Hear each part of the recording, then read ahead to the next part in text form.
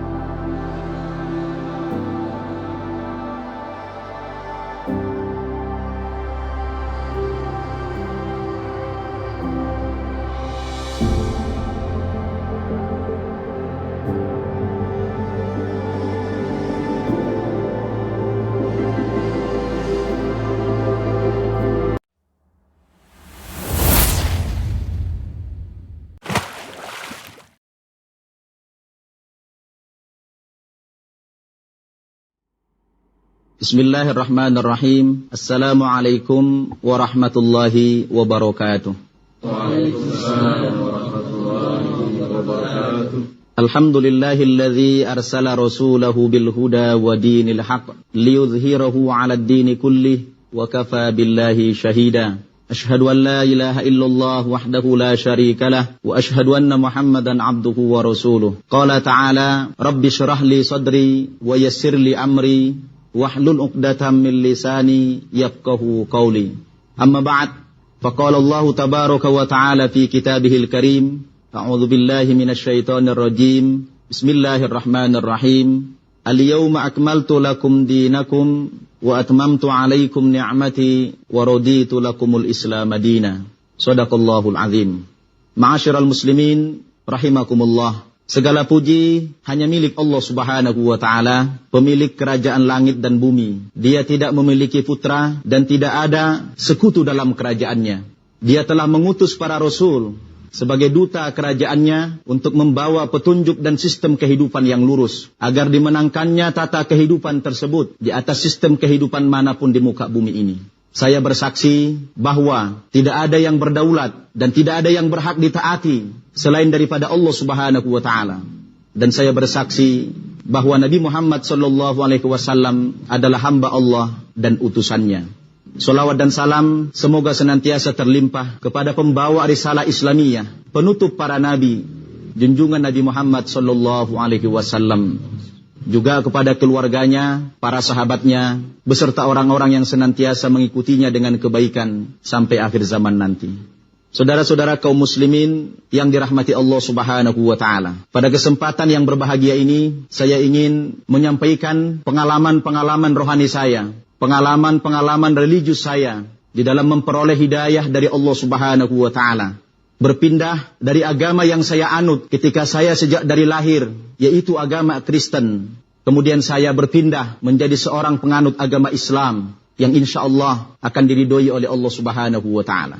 Saudara-saudaraku yang saya cintai karena Allah Subhanahu wa ta'ala. Orang-orang yang telah mendapatkan hidayah dari Allah Subhanahu wa ta'ala, khususnya di tanah air yang kita cintai ini, sebahagian besar mereka yang telah berpindah agama itu adalah orang-orang yang mempergunakan akalnya. Bahkan tidak sedikit di antara mereka ketika sebelum Muslim, mereka ini adalah sebahagian dahulunya pernah menjadi aktivis-aktivis di dalam agama mereka yang dahulu. Dan di antara mereka yang telah mendapatkan hidayah dari Allah Subhanahu wa ta'ala tersebut, saudara-saudaraku yang saya cintai, adalah saya sebagai hamba Allah yang telah memperoleh hidayah dari Allah Subhanahu wa ta'ala. Oleh karena itu, pada kesempatan yang berbahagia ini, saya ingin mengutarakan dengan jujur kepada saudara-saudaraku sekalian tentang pengalaman-pengalaman religius yang saya alami, bagaimana prosesnya sehingga saya mendapatkan hidayah dari Allah Subhanahu wa ta'ala. Walaupun saya mengetahui bahwa saudara-saudara sekalian bukanlah baru yang pertama kali mendengarkan cerita pengalaman-pengalaman dari orang-orang yang berpindah agama.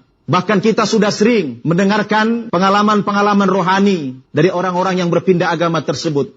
Namun setiap kali kita mendengarkan cerita-cerita pengalaman mereka, setiap kali pula kita tertarik, haru, dan akhirnya kita semakin menyadari betapa memang agama Islam inilah satu-satunya agama yang diterima di sisi Allah Subhanahu wa ta'ala. Karena bisa kita buktikan saudara-saudara, di sana sini memang sering juga terjadi pemurtadan atau orang-orang yang keluar dari agama Islam.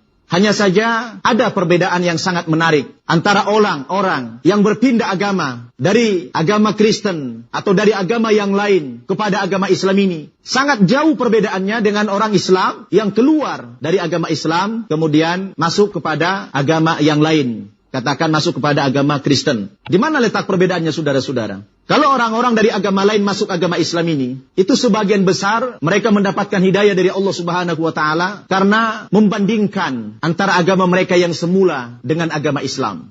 Mempergunakan akal sehat mereka. Lalu setelah mereka bandingkan, ternyata mereka dapat mengambil sebuah kesimpulan bahwa Islam inilah agama yang terbaik, agama yang paling bagus, agama yang paling sempurna jika dibandingkan dengan agama di luar agama Islam. Dan di sini kita bukan mendiskreditkan agama di luar Islam, namun secara jujur itu harus kita akui melalui sebuah perbandingan konsep yang dimiliki oleh masing-masing agama tersebut. Namun sebaliknya, orang-orang yang berpindah agama, keluar dari agama Islam, masuk kepada agama Kristen atau agama yang lain, itu secara umum mereka bukan karena kepandaiannya, bukan karena kekritisannya, bukan karena kejeniusannya. Tetapi mereka keluar dari agama Islam ini hanyalah disebabkan oleh faktor-faktor materi, bukan karena sesuatu yang bersifat ilmiah.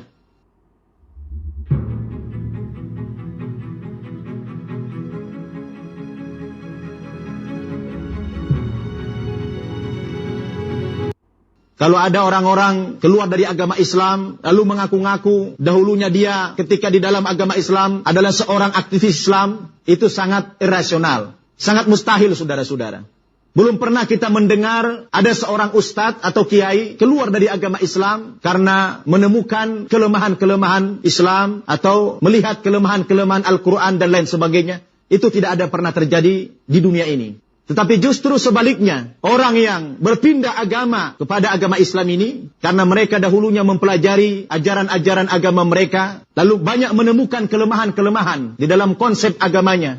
Lalu setelah mereka bandingkan dengan konsep Islam itu sendiri, akhirnya mereka diberikan hidayah oleh Allah Subhanahu wa ta'ala. Jadi saudara-saudaraku yang saya cintai karena Allah Subhanahu wa ta'ala, izinkanlah pada kesempatan ini saya menceritakan sekelumit pengalaman-pengalaman rohani saya di dalam memperoleh hidayah dari Allah Subhanahu wa ta'ala. Mudah-mudahan dari perjalanan spiritual saya ini bisa memberikan kontribusi moral kepada saudara-saudaraku umat Islam untuk lebih meyakini bahwa agama Islam itulah satu-satunya agama yang diridhoi oleh Allah Subhanahu wa ta'ala. Sebagaimana dijelaskan oleh Allah dalam Al-Quran, surah Ali Imran ayat 19. Bismillahirrahmanirrahim. Innad dina indallahil Islam. Artinya, sesungguhnya agama yang diridhoi oleh Allah Subhanahu wa ta'ala hanyalah agama Islam. Dan di dalam ayat yang lain Allah jelaskan, "Wa may yabtaghi ghairal islami dinan falayyuqbala min wa huwa fil akhirati minal khasirin." Barang siapa yang mencari agama selain daripada agama Islam, maka agamanya itu ditolak oleh Allah Subhanahu wa ta'ala dan di akhirat mereka akan termasuk orang-orang yang merugi. Surah Ali Imran ayat 85. Saudara-saudaraku, kaum muslimin yang dirahmati Allah Subhanahu wa ta'ala. Barangkali saya mengawali cerita pengalaman masuk agama Islam ini mulai dari pengalaman-pengalaman saya ketika masih beragama Nasrani. Kemudian bagaimana proses saya mendapatkan hidayah dari Allah Subhanahu wa ta'ala, dan juga akan saya sampaikan kepada saudara-saudara di mana sebenarnya kelebihan-kelebihan, keunggulan-keunggulan agama Islam kalau kita bandingkan dengan agama yang lain. Dan terakhir nanti saya akan kemukakan kepada saudara-saudara apa usaha-usaha dari kelompok-kelompok di luar Islam, khususnya dari agama saya dahulu, agama Kristen, untuk memperjuangkan tegaknya agama mereka di dalam usaha untuk menarik umat Islam agar berbondong-bondong menuju agama mereka. 4 poin inilah yang ingin saya sampaikan pada kesempatan ini. Semoga dari 4 poin ini nanti Allah Subhanahu wa taala memberikan taufik dan hidayah kepada kita. Lalu kita memahami bahwa ternyata Islam itu adalah agama pilihan dari Allah Subhanahu wa taala yang paling sesuai dengan fitrah manusia. Saudara-saudaraku yang saya cintai karena Allah Subhanahu wa taala, sebagaimana saudara-saudara ketahui bahwa saya sebagai orang yang berasal dari daerah Tapanuli Utara, Sumatera Utara, suku saya adalah Batak. Sebagaimana umumnya orang-orang Batak yang berasal dari Tapanuli Utara sebahagian besar atau mayoritas beragama Kristen. Dan saya lahir dari tengah-tengah keluarga yang beragama Kristen Protestan hingga saya berusia 27 tahun. Saya ketika beragama Kristen, nama saya diberi oleh orang tua sejak dari lahir, kebetulan tanpa kompromi dengan saya, Bernard Nababan. Namun setelah saya menjadi Muslim, nama itu saya ganti menjadi Syamsul Arifin Nababan. Saya dibesarkan di lingkungan keluarga yang sangat taat. Kedua orang tua saya sebagai aktivis gereja. Ayah saya dahulunya seorang pendeta hingga akhir hayatnya. Sayang 1000 kali sayang, ayah saya telah meninggal dunia tahun 86 dalam iman Kristiani. Di mana ketika itu saya belum mendapatkan hidayah dari Allah Subhanahu wa taala. Namun sebagai anak, saya merasa sedih jika orang tua saya dipanggil Allah Subhanahu wa taala belum sempat beriman terhadap agama Islam yang diridhoi oleh Allah Subhanahu wa taala. Namun semua ini saya serahkan kepada Allah. Barangkali inilah takdir Allah kepada orang tua saya. Dan saya bersyukur bahwa ibu saya alhamdulillah sampai saat ini masih hidup. Namun belum tergerak hatinya untuk memeluk agama Islam ini. Walaupun sudah berkali-kali saya menyampaikan dakwah Islam pada orang tua dan keluarga. Tetapi kewajiban saya hanyalah menyampaikan dakwah Islam. Saya tidak berkewajiban mengislamkan mereka. Karena Islam atau tidak seseorang sangat bergantung hidayah dari Allah Subhanahu wa taala. Dan hidayah itu merupakan hak prerogatif dari Allah Subhanahu wa taala. Allah menyatakan dalam Al-Quran, "May yahdihillahu fala mudhillalah wa may yudlil fala hadiyalah." Barang siapa yang diberikan petunjuk oleh Allah Subhanahu wa taala, tidak seorang pun yang dapat menyesatkan mereka. Dan siapa yang disesatkan oleh Allah Subhanahu wa taala, tidak seorang jua pun yang bisa menunjuki kehidupan mereka. Yudillu may yasha wa yahdi may yasha. Allah sesatkan orang-orang yang dikehendaki dan diberikan petunjuk orang-orang yang dikehendaki oleh Allah Subhanahu wa taala. Saudara-saudaraku yang saya cintai karena Allah Subhanahu wa taala. Kami bersaudara ada 7 orang dan saya adalah anak yang ketiga. Alhamdulillah saya bersyukur kepada Allah Subhanahu wa taala. Di antara keluarga, sayalah orang yang pertama yang telah mendapatkan hidayah dari Allah Subhanahu wa taala. Namun berkat kegigihan saya di dalam menyampaikan dakwah Islam kepada keluarga, akhirnya Allah pun memberikan petunjuk kepada 2 orang adik kandung saya. Dan masing-masing mereka telah menyatakan diri sebagai Muslim sejak lebih kurang 1 tahun yang lalu. Yang saat ini mereka telah saya sekolahkan di sebuah pesantren untuk mendalami agama Islam ini. Namun 4 orang saudara saya ditambah ibu, saya mohon doa kepada saudara-saudaraku. Doakanlah ibu saya dan saudara-saudara saya yang lain. Mudah-mudahan diberikan petunjuk oleh Allah Subhanahu wa ta'ala. Saudara-saudaraku yang saya cintai karena Allah Subhanahu wa ta'ala. Perlu saya tegaskan pada kesempatan ini bahwa ketika saya dibesarkan di lingkungan keluarga yang beragama Kristen, saya tidak lagi sebagai jemaat biasa, tetapi saya kebetulan ditakdirkan Allah Subhanahu wa ta'ala ketika itu dapat mengikuti jejak orang tua saya, menjadi seorang rohaniawan gereja, dan saya sudah sempat menjadi aktivis gereja selama 3 tahun, dan saya berterima kasih kepada orang tua. Justru setelah saya disekolahkan yang secara khusus untuk mendalami ajaran-ajaran Kristen di dalam mempersiapkan menjadi seorang rohaniawan gereja kelak, ketika itulah saya telah mempelajari ajaran-ajaran Kristen. Barulah saya memahami bahwa ternyata agama yang saya anut ketika itu sudah sangat nyata-nyata menyimpang dari ajaran yang diturunkan oleh Allah Subhanahu wa ta'ala dahulu kepada para nabi dan rasul yang diutus ke tengah-tengah umatnya. Saudara-saudaraku yang saya cintai karena Allah Subhanahu wa ta'ala. Kenapa orang-orang yang tadinya sudah menjadi aktivis gereja, setelah mereka pelajari ajaran-ajaran Kristen, malah mereka meninggalkan agama Kristen itu. Kemudian setelah diberikan petunjuk oleh Allah, kemudian mereka masuk agama Islam. Kita sering mendengarkan pengakuan-pengakuan dari orang-orang yang telah mendapatkan hidayah dari Allah Subhanahu wa ta'ala. Terutama mereka yang dahulunya mantan-mantan aktivis gereja. Setiap kali kita bertanya kepada mereka, Apa yang melatar belakangi mereka sampai meninggalkan agama Kristen, kemudian masuk agama Islam? Selalu alasannya sama. Saya katakan sama karena kita masuk agama Islam ini justru setelah meragukan kebenaran konsep dari agama Kristen. Dan saya, saudara-saudara, menilai sebuah agama itu selalu objektif. Saya tidak pernah menilai kebenaran suatu agama itu dari penganut agamanya atau dari manusianya. Sebab kalau kita menilai kebenaran suatu agama, melihat dari personnya, melihat dari penganutnya, sampai kapanpun barangkali kita tidak akan pernah mendapatkan sebuah kebenaran yang hakiki. Namun ketika itu, saya selama mempelajari agama Kristen, saya bersungguh-sungguh ingin mendalami dan mengetahui lebih jauh apa sebenarnya ajaran-ajaran Kristen yang saya imani ketika itu. Nah, pada saat itulah saudara-saudara, setelah saya telaah, saya kritisi, saya pelajari konsep Kristen secara komprehensif, secara menyeluruh, barulah saya menyadari bahwa ternyata Alkitab yang menjadi kitab suci umat Kristiani itu tidak lagi sakral, tidak lagi suci dari firman-firman Allah Subhanahu wa taala. Karena di dalam kitab suci Alkitab tersebut justru lebih banyak perkataan-perkataan manusia yang dianggap oleh sebagian besar umat-umat Kristiani adalah mereka yang telah mendapatkan Rohul Kudus atau roh yang suci dari Allah Subhanahu wa taala. Saudara-saudaraku yang saya cintai karena Allah Subhanahu wa taala. Proses demi proses saya jalani secara berangsur-angsur.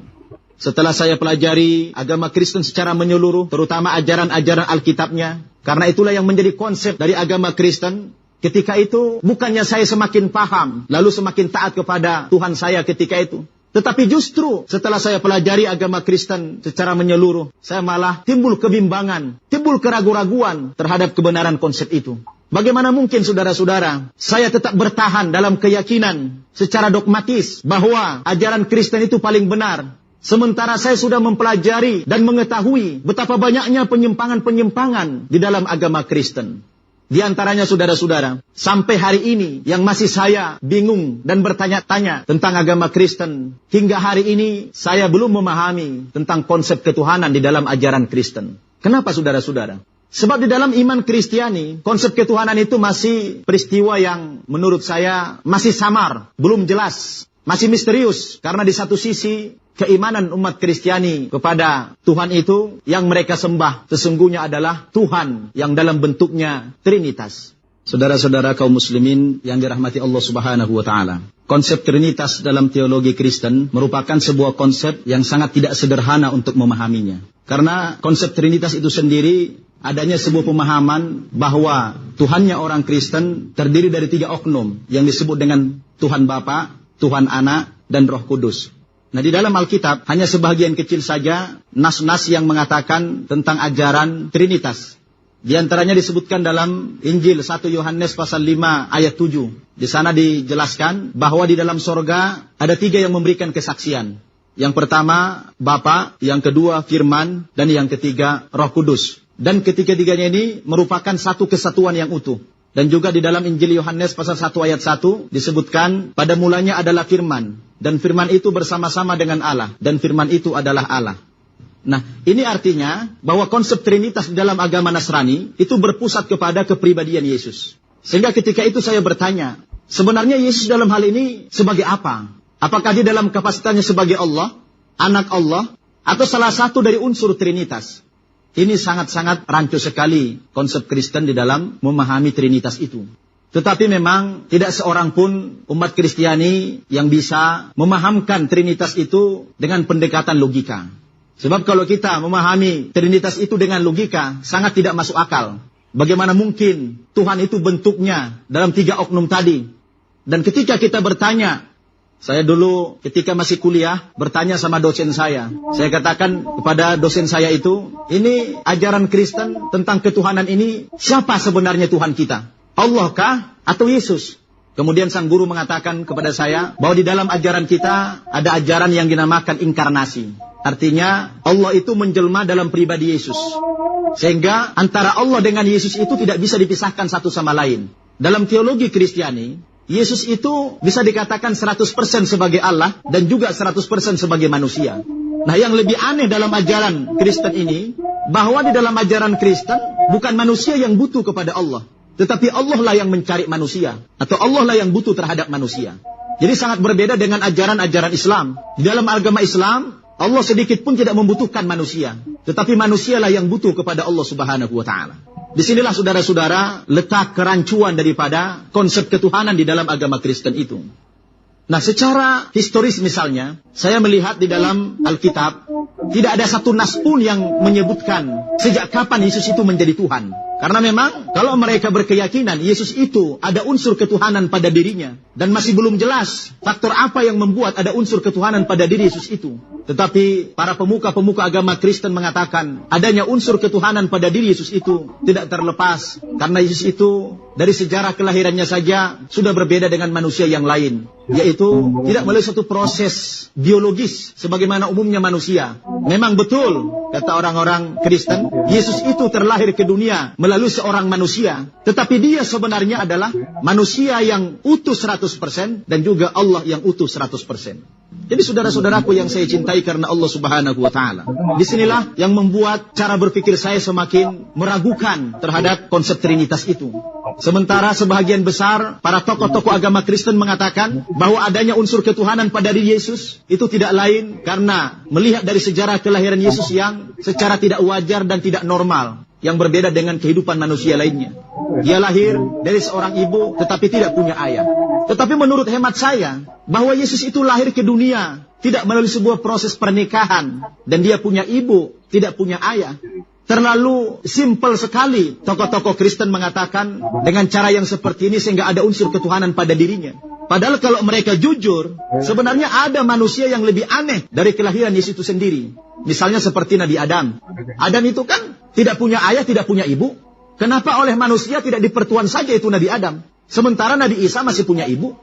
Disinilah orang Nasrani tidak jujur di dalam melihat konsep itu. Kemudian yang selanjutnya, kata pemuka-pemuka agama mereka, yang menyebabkan ada unsur ketuhanan pada diri Yesus itu dilihat dari aspek kemukjizatan yang luar biasa, yang sangat agung, yang dimiliki oleh Yesus. Di antaranya, Yesus itu bisa menyembuhkan orang yang sakit, bisa memelekkan orang yang buta. Bahkan Yesus dalam satu ketika pernah memberi makan manusia sebanyak 5.000 orang, hanya dengan 5 butir roti. Bahkan Yesus itu, dia bisa menghidupkan orang yang mati. Tetapi menurut hemat saya, ini pun tidak cukup alasan untuk menjadikan Yesus sebagai Tuhan. Sebab ada manusia yang lebih hebat daripada Yesus. Kalau melihat bahwa Yesus bisa menghidupkan orang yang mati. Barangkali kalau kita melihat kepada kisahnya Elisa, seorang nabi yang diakui dalam agama Kristen. Kalau Yesus bisa menghidupkan orang mati dalam keadaan hidup, waktu itu Yesus hidup. Sementara Elisa, dia bisa menghidupkan orang mati hanya dengan tulang belulang Elisa itu sendiri. Jadi Elisa ini ceritanya sudah mati. Itu dijelaskan dalam kitab Perjanjian Lama, di dalam 2 Raja-Raja, pasal 13 ayat 21. Disebutkan ketika Elisa sudah meninggal dunia, lalu dikubur, setelah lama hancurlah tubuh atau jasad daripada Elisa, sehingga menjadi tulang belulang. Nah, suatu ketika ada manusia yang mati, lalu dikubur di atas kuburan Elisa itu. Tiba-tiba mayat yang sudah dicampakkan di atas kuburan Elisa bisa hidup. Coba kita bayangkan saudara, lebih hebat mana Elisa daripada Yesus? Kalau Yesus bisa menghidupkan orang mati, waktu itu Yesus masih hidup. Nah, sekarang Elisa bisa menghidupkan orang mati hanya dengan tulang belulangnya sendiri. Lalu kenapa Elisa tidak dipertuhan oleh orang Nasrani? Disinilah saudara-saudara pergolakan batin yang menghantui saya ketika mempelajari ajaran-ajaran Kristen secara komprehensif itu. Saudara-saudara kaum muslimin yang dirahmati Allah Subhanahu wa ta'ala. Dan puncaknya yang paling meragukan keyakinan saya terhadap konsep ketuhanan di dalam agama Kristen itu. Di mana orang-orang Kristiani mengakui bahwa Allah Subhanahu wa ta'ala itu yang menjelma dalam pribadi Yesus, itu tidak lain tujuannya adalah karena Allah Subhanahu wa ta'ala sangat butuh kepada manusia. Dan manusia itu penuh dengan dosa. Dan dosa yang dimiliki oleh umat manusia merupakan dosa warisan dari Nabi Adam, nenek moyang kita. Lalu tidak ada jalan lain untuk mengampuni dosa manusia terkecuali Allah melalui putranya Yesus dikorbankan dalam rangka untuk menebus dosa umat manusia itu.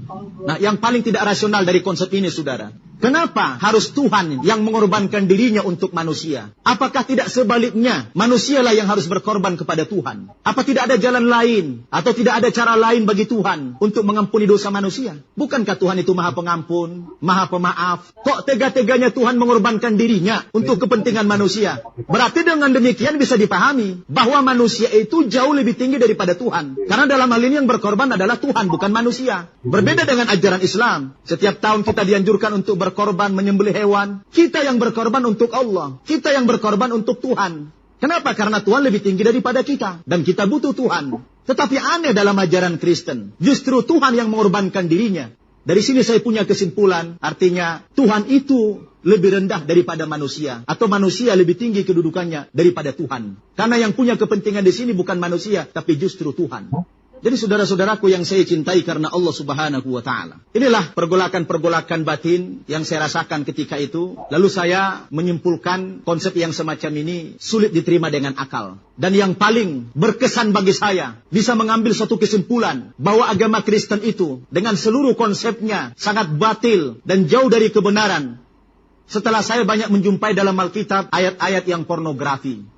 Barangkali saudara-saudara tidak ada salahnya pada kesempatan ini saya kutip beberapa ayat di dalam Alkitab sebagai bukti di mana kelemahan-kelemahan Alkitab ini, di mana penyimpangan-penyimpangan Alkitab ini. Saya ingin sampaikan kepada saudara-saudara betapa di dalam Alkitab yang disakralkan oleh umat Kristiani banyak sekali terdapat ayat-ayat yang porno dalam Alkitab ini. Di antaranya saudara, saya ingin bacakan bunyi ayat dalam kitab Kidung Agung pasal 7 di mana ayat ini berbicara seputar kenikmatan cinta. Jadi Alkitab ini terkadang juga seperti novel ini. Ya, bunyinya saudara, betapa cantik, betapa jelita engkau, hai tercinta di antara segala yang disenangi. Sosok tubuhmu seumpama pohon korma, dan buah dadamu gugusannya. Kataku, aku ingin memanjat pohon korma itu, dan memegang gugusan-gugusannya. Kiranya buah dadamu seperti gugusan anggur, dan nafas hidungmu seperti buah apel. Ini kan kitab suci kok porno amat, bicara buah dada, sepulgar itu. Apa ini kitab suci? Dalam logika yang sehat, kita pasti mengatakan ini bukan Tuhan yang berkata. Masa Tuhan seporno itu? Dan masih banyak lain di dalam Alkitab, ayat-ayat yang semacam ini, yang tidak mungkin saya utarakan kepada saudara-saudara seluruhnya. Tetapi ini sekadar gambaran. Inilah yang memacu saya, sehingga saya semakin rajin mengkritisi Alkitab. 3 tahun saya perdalam, saya koreksi, saya teliti. Akhirnya Allah pun memberikan saya petunjuk. Hati kecil saya berkata, konsep yang semacam ini tidak mungkin bersumber dari Tuhan. Karena sangat tidak jelas. Baik yang menyangkut masalah keimanan, menyangkut masalah hukum-hukum. Belum lagi terdapat ayat-ayat yang pornografi dalam Alkitab. Termasuk juga banyak pelecehan-pelecehan dalam Alkitab terhadap Allah dan para nabi Allah. Masa dalam Alkitab saudara ada ayat yang mengatakan Tuhan itu bertinju dengan Nabi Yakub. Dan Tuhan kalah dalam pergulatannya. Ini konsep apa saudara?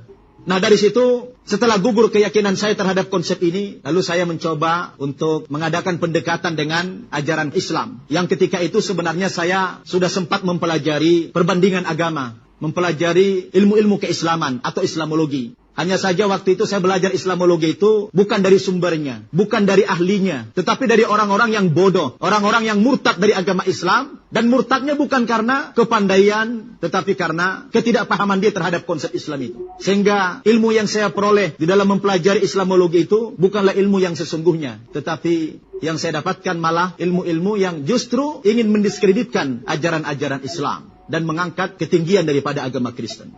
Di antaranya saudara, orang-orang yang mengajar saya dulu dari kalangan murtadin, mereka bercerita tentang pengalamannya masuk Kristen. Ada yang mengatakan kami pindah agama karena di dalam Al-Quran banyak ayat-ayat yang membenarkan ketuhanan Yesus. Diambillah dalilnya seperti dalam surat An-Nas. Qul a'udzu birabbin nas, malikin nas, ilahin nas, min syarril waswasil khannas, alladzi yuwaswisu fi sudurin nas, minal jinnati wan nas.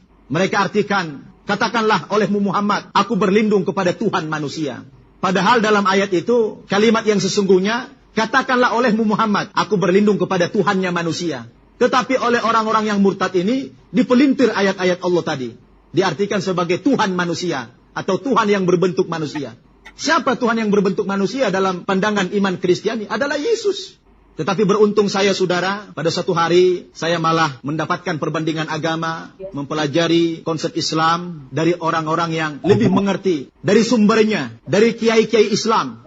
Pada waktu itu setelah saya mempelajari Al-Quran dari terjemahan, justru saya tidak menemukan kelemahan-kelemahan Al-Quran sedikit pun. Dan dari situ semakin muncul rasa keinginan tahuan saya terhadap ajaran Al-Quran yang menyeluruh. Karena ajaran Islam atau Al-Quran itu setelah saya pelajari sebelum saya mengucapkan 2 kalimat syahadat, Masya Allah, ternyata apa yang saya temukan dalam Alkitab, semuanya ada dalam Al-Quran. Hanya saja bahasa-bahasa Al-Quran itu adalah bahasa yang sangat mendidik, mudah dipahami, dan sangat rasional. Berbeda dengan ajaran-ajaran Alkitab yang saya pelajari ketika itu, penuh dengan doktrin-doktrin yang bersifat dogmatis, banyak cerita-cerita dongeng, bahkan yang porno-porno, dan lain sebagainya.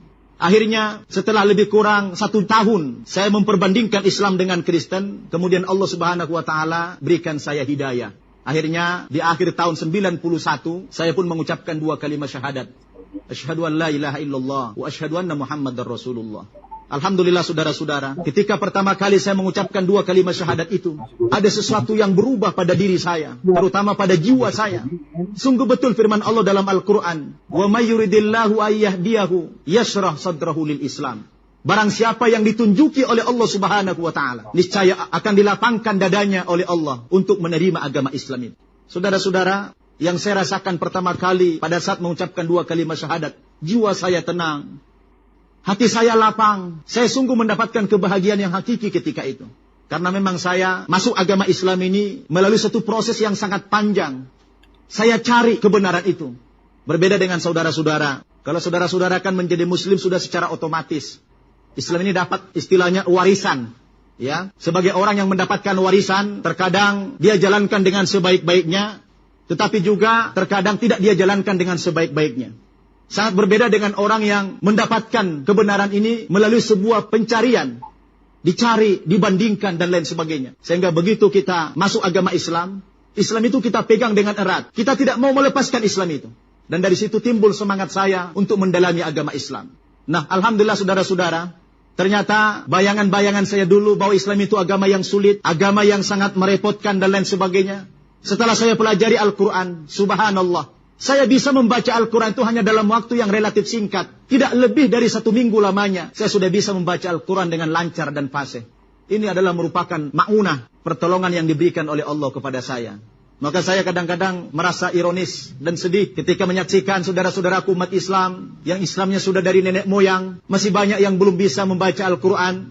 Terutama di Jakarta ini saya lihat, masih banyak anak-anak Islam yang berumur 60 tahun ke atas tidak bisa baca Al-Quran. Jadi anak-anak umur 60 tahun ke atas tidak bisa baca Al-Quran. Jadi saudara-saudara, akhirnya setelah saya memahami Islam ini dengan semangat juang yang tinggi, dan saya berkeyakinan Islam adalah agama yang paling benar, lalu saya pun punya tekad untuk mendakwakan Islam ini kepada lingkungan keluarga saya dulu, kemudian baru kepada umat Islam lainnya.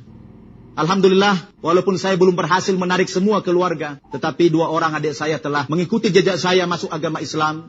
Mudah-mudahan nanti ibu saya dan saudara-saudara saya yang lain. Dan dari saat ini hingga seterusnya, saya punya tekad bagaimana orang-orang yang belum mengenal Islam ini, terutama di luar Islam, agar sampai kepada mereka berita kebenaran Islam, supaya kita tidak dituntut oleh Allah Subhanahu wa Ta'ala di hari akhirat nanti. Bagaimana dakwah kita lebih menyeluruh, sebab di zaman sekarang ini saudara, tantangan kita semakin berat, terutama yang datang dari orang-orang di luar Islam. Mereka tidak tinggal diam menyaksikan orang-orang yang masuk Islam, tetapi mereka berbuat dengan segala kemampuan mereka. Bahkan mereka membuat semacam skenario bagaimana orang-orang yang awam yang dimurtadkan mereka diajari Alkitab, diajari Al-Quran, supaya bisa mengibuli umat Islam. Karena umat Kristen juga sangat berharap bagaimana supaya umat Islam ini juga bisa keluar dari agama Islam. Sebagaimana disebutkan di dalam Alkitab, kitab Matius pasal 28 ayat 19.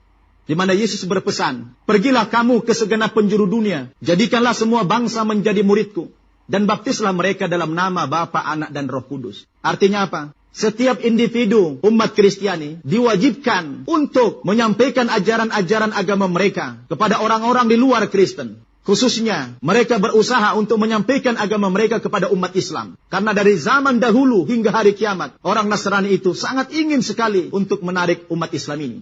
Sebab apa saudara? Ada hubungan historis, ada hubungan emosional antara ajaran Islam dengan ajaran Kristen. Di mana hubungannya? Bahwa ajaran Kristen dengan agama Islam itu sama-sama agama samawi. Hanya saja agama Kristen sudah diselewengkan oleh umatnya. Ketika mereka sudah tersesat, mereka pun ingin menyesatkan umat Islam. Seperti yang digambarkan oleh Allah dalam Al-Quran. Waddu law takfuruna kama kafaru fatakunu sawa. Mereka orang-orang Nasrani, orang-orang kafir, berusaha untuk mengkafirkan kamu umat Islam. Sebagaimana mereka telah kafir dahulu kepada Allah. Lalu kamu dengan mereka nantinya sama-sama kafir kepada Allah Subhanahu wa Ta'ala. Demikian juga disebutkan dalam Injil Markus pasal 16 ayat 15 sampai 16. Kata Yesus, Pergilah kamu kepada semua bangsa, sampaikanlah dan beritakanlah Injil kepada mereka. Bahkan ada satu ayat yang lebih tegas lagi, disebutkan dalam kitab Matius, pasal 10 ayat 34. Yesus mengatakan, jangan kamu menyangka bahwa aku ini datang ke dunia untuk membawa perdamaian. Aku datang bukan untuk membawa damai, melainkan untuk membawa pedang. Artinya apa? Orang-orang yang tidak mau dikristenkan oleh umat Kristiani, mereka itu akan diperangi pakai pedang. Betapa kejamnya, betapa sadisnya, betapa kerasnya agama Kristen di dalam memerangi agama Islam ini, saudara. Saudara-saudaraku yang saya cintai karena Allah Subhanahu wa Ta'ala. Program-program pemurtadan yang istilah populer sekarang kristenisasi, khususnya di Indonesia ini, bukan lagi merupakan rahasia umum. Tetapi mereka sudah secara terang-terangan berani datang ke rumah-rumah umat Islam, membawa supermi, membawa beras, membawa uang, menawarkan beasiswa, dan lain sebagainya. Tidak lain tujuannya adalah bagaimana supaya anak-anak Islam dan umat Islam itu mau masuk ke dalam agama mereka. Oleh karena itu, saudara-saudaraku yang saya cintai karena Allah Subhanahu wa Ta'ala, hal ini perlu saya sampaikan, karena sebelum saya menjadi Muslim, pekerjaan yang semacam inilah saya lakukan. Bahwa saya dahulu pernah ditugaskan membawa misi zending. Jadi kalau di Katolik, saudara pernah mendengar namanya misionaris. Di Protestan itu ada sebuah gerakan namanya misi zending. Tujuannya tidak lain adalah untuk membawa-bawa agama Kristen ke rumah-rumah orang Islam, agar orang Islam masuk ke dalam agama mereka. Dan memang sejak dari masa kolonial Belanda, Indonesia ini merupakan lahan mereka yang paling empuk untuk memurtadkan orang-orang Islam. Bahkan saudara, di dalam sebuah buku yang sangat ilmiah, karangan Dr. Berhout, ada dituangkan buah pikiran oleh Dr. Berhout di dalam sebuah buku ilmiah itu yang berjudul Sejarah Gereja.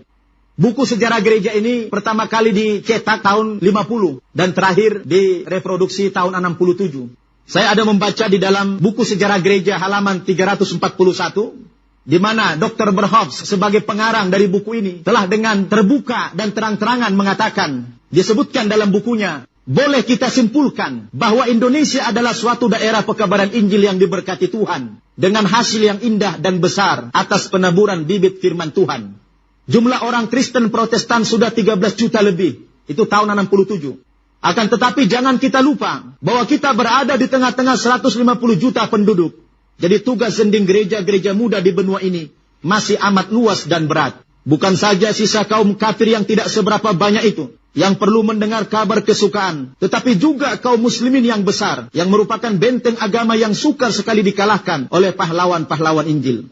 Apalagi bukan saja rakyat jelata, lapisan bawah yang harus ditaklukkan untuk Kristus, tetapi juga dan terutama pada pemimpin masyarakat, kaum cendekiawan, golongan atas dan tengah. Jadi dengan demikian bisa kita menyimpulkan, saudara, bahwa orang-orang non-Muslim, khususnya dari kalangan umat Kristiani, sangat menginginkan bagaimana umat Islam ini bisa berbondong-bondong masuk ke dalam agama mereka. Sehingga sungguh betul firman Allah dalam Al-Quran, surah Al-Baqarah ayat 120. Walan tardo angkal yahudu walan nasara hatta tattabi'a millatahum. Kata Allah, sampai kapanpun orang-orang Yahudi dan Nasrani itu tidak akan pernah senang kepada umat Islam hingga kita mengikuti millah mereka, ajaran-ajaran agama mereka. Jadi saudara-saudara, saya tidak memprovokasi saudara-saudara. Inilah yang saya rasakan, inilah yang saya alami. Betapa usaha-usaha mereka untuk memurtadkan orang Islam sangat gigih sekali. Dan mereka solid, mereka bersatu, mengorbankan apa saja yang mereka miliki. Sementara kita umat Islam tidak solid, tidak bersatu, dan kita tidak peduli terhadap lingkungan kita, kurang peduli kepada saudara-saudara kita. Jadi saudara-saudara, oleh karena itu saya mengajak kita semua, tidak lagi diragukan bahwa ternyata memang agama Islam itu adalah agama yang paling benar. Karena saya sudah bisa membandingkan itu. Di mana ketinggian agama Islam itu? Saya lihat dari semua ajarannya, subhanallah. Sangat komplit, sempurna, dan menyeluruh. Agama Islam, khususnya Al-Quran, bukan hanya berbicara di seputar keimanan, akhlak, dan lain sebagainya.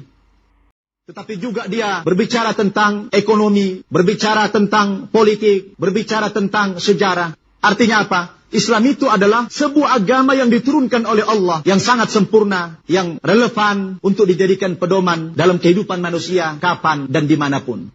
Jadi saudara-saudara, saya mengajak kepada kita semua agar kembali memantapkan keyakinan kita terhadap kebenaran Islam ini. Jangan lagi saudara-saudara ragu. Yakinlah saudara, tidak ada lagi agama yang benar di dunia ini, kecuali agama Islam.